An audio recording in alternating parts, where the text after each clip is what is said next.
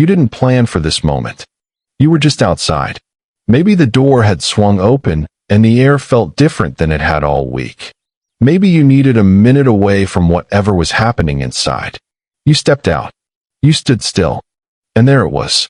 A mourning dove, sitting in your yard, not eating, not moving, just there, eyes half closed, chest barely moving, like it had been waiting. You looked at it. It didn't leave. And something in you, something you can't fully explain, went quiet. You probably told yourself it was nothing. Birds land in yards.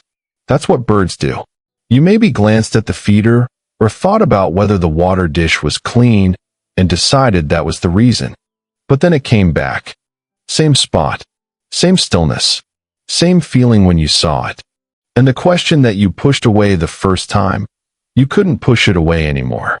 Why here? Why this yard? Why does it keep coming back to exactly this place? You're about to find out. And I promise you, the answer is not what you think it is.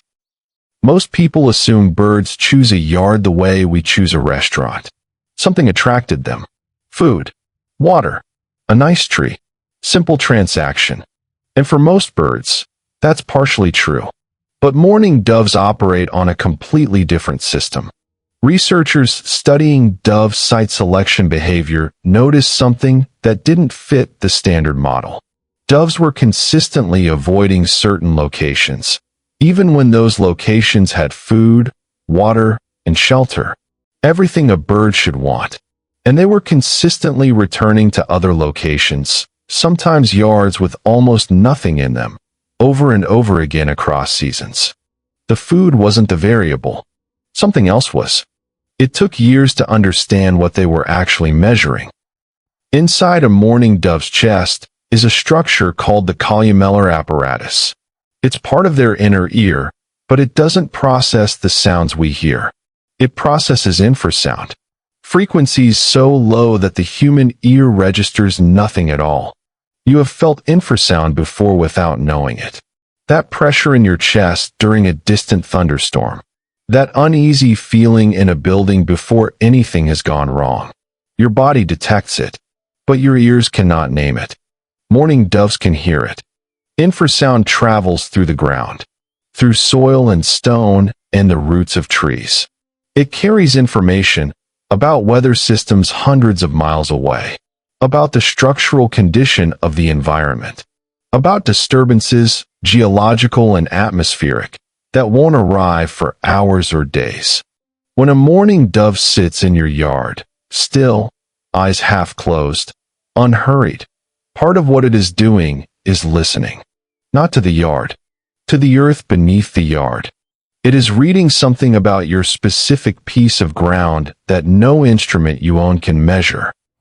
And here is what changes when you understand this. Across every major civilization that left written records, Mesopotamia, ancient Rome, medieval Europe, dynasties across East Asia, indigenous nations across North America, mourning doves appear in the same symbolic role. Not as symbols of beauty, not as symbols of love, despite what modern culture tells you, as symbols of one specific thing. Settled ground, safe passage, calm approaching. The storm has passed or has not yet come. None of these cultures shared information. None of them had instruments that could measure infrasound. They had only one tool. They watched carefully across generations, and they recorded what the dove's presence preceded. And independently, separated by oceans and centuries, they reached the same conclusion. The dove arrives when the ground is calm. What they observed without the science was accurate. They were right. They just didn't know the mechanism. The mechanism is in the dove's chest. Listening to frequencies you cannot hear. Making calculations you cannot make. And settling, when those calculations are complete, into a location that has passed every test it knows how to run. But the biology goes stranger still. Mourning doves are what ornithologists call pressure-tolerant site selectors. They don't just choose a location once. They return to locations that have proven stable across multiple visits, across seasons, sometimes across years. This means something specific about your yard. If this dove has come back more than once, if you've seen it there before in other months, maybe years ago, it isn't sentiment. It isn't habit in the way we use that word casually. It is memory combined with accumulated evidence. Your yard has been tested, not just today, across time, and it has passed. There is also this.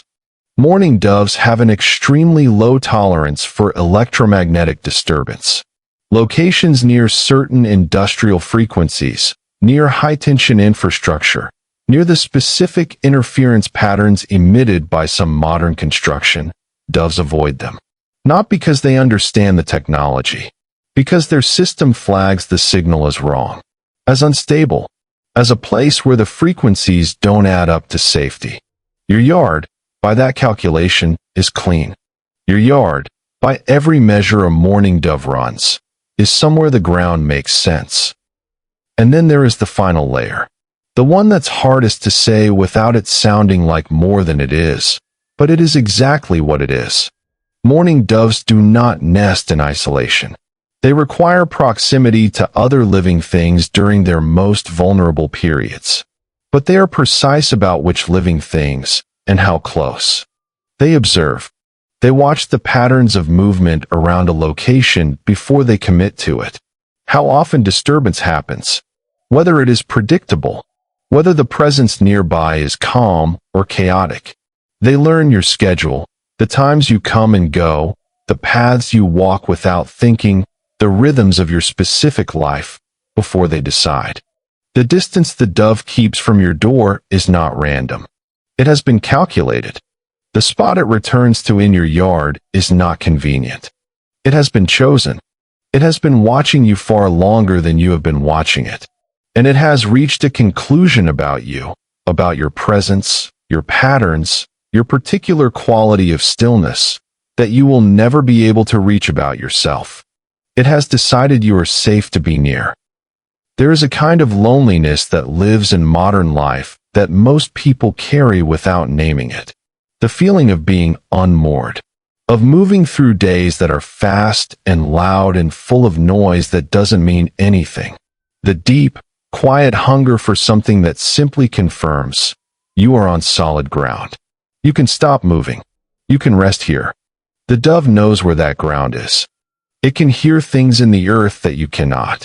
It has a system, ancient, precise, biological, for finding exactly the kind of stability you have spent your whole life looking for.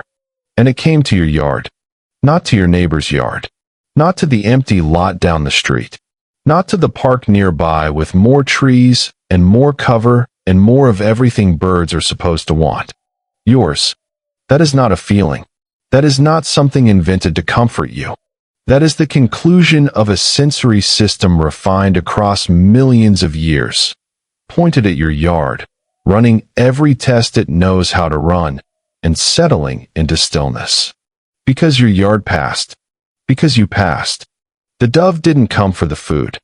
It came because something about where you are, the ground beneath your feet, the frequencies in your air, the particular quality of the life you have built in this place, registered, in a system older than language, as safe. It chose you. And now I want to ask you something. Think back to the first time you noticed a mourning dove in your yard. Not just any bird. This specific stillness. This specific feeling of being watched and not feeling afraid. What was happening in your life at that moment? Tell me in the comments. I read every one. And I think you'll find, when you look at the timing, that the dove knew something before you did.